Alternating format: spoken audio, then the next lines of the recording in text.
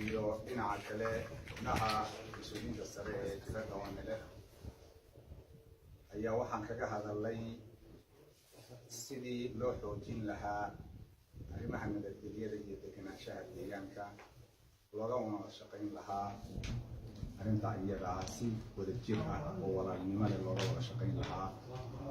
runtii labaad ee aad looga wada hadlay waxaa ka mid ahaa qaabkii loo dhammaystiri lahaa processkii nabadda ee ay soo bilaabeen dowladda federaalka iyo xubnaha jabhadda Wanele heshiiskii lagu saxeexay magaalada Asmara ee waddanka Eritrea sidii loo sii dhammaystiri lahaa ee looga sii yeelan lahaa wada hadal dheeraada iyo guddiyo loogu sii samayn lahaa.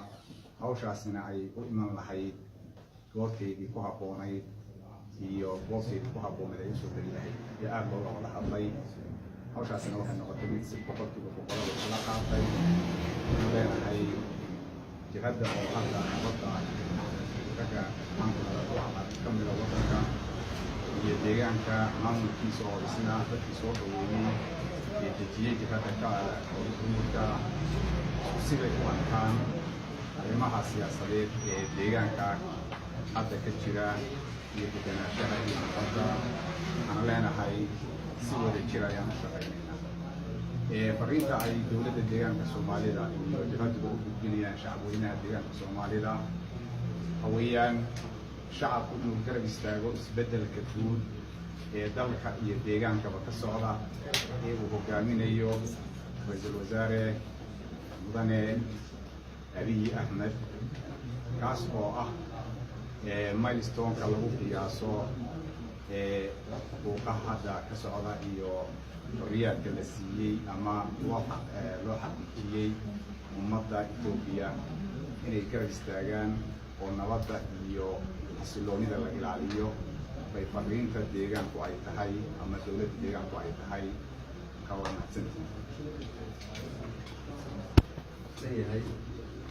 wax badan aan kusii kordhinahayana ma jirto waxuu idiin soo kulaasay ama idiin soo koobay wada hadalkan laga saakay halkaa muddada socday. wax kaloo aan ku kordhinayo fara badan ma jirto.